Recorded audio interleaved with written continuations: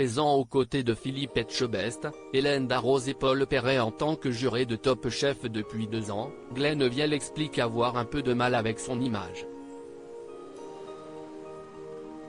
Le petit nouveau de la bande n'est plus vraiment un. Cela fait désormais 2 ans que Glenn Vielle s'illustre en tant que juré de Top Chef sur M6. Lors de l'été 2021, on apprend que Michel Saran n'est pas appelé à poursuivre l'aventure auprès de Philippe Etchebest, Hélène Darroze et Paul Perret. La chaîne officialise alors rapidement l'arrivée du chef triplement étoilé de Lousteau de Baumanière au Beau de Provence au sein du programme. Les prestations que j'avais pu faire lors des précédentes saisons s'étaient bien passées.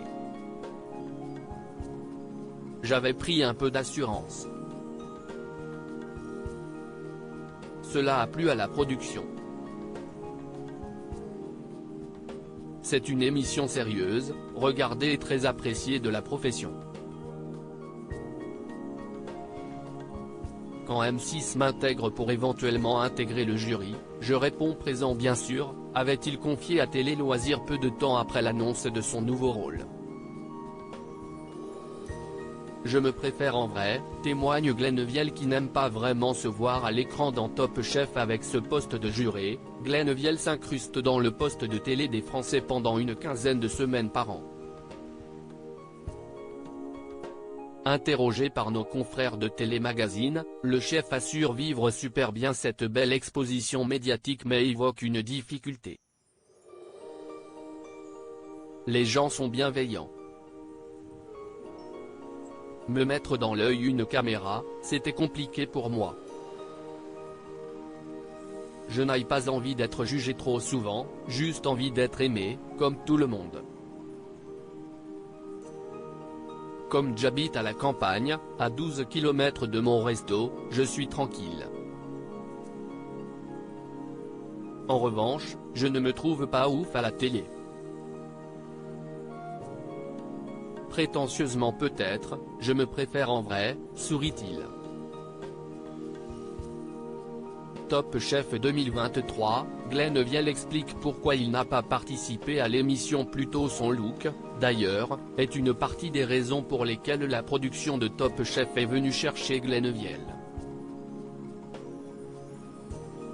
Il y a quelques années, le restaurateur avait même été contacté pour être candidat, puis pour devenir l'un des membres du jury. Je n'avais que 2 étoiles. Ils aimaient bien mon look décalé, mais c'était trop périlleux pour moi. Je ne suis pas un homme de concours. Plutôt un homme de collectif. J'ai refusé parce que je voulais d'abord ma 3e étoile. Quand elle est tombée, j'ai accepté, se remémore-t-il. Ce pari lui permettra-t-il de remporter une première victoire avec Mathieu s'il se qualifie en finale? À lire aussi. Pas vu à la télé dans Top Chef, ce que Philippe Etchebest a dit à Carla après son élimination.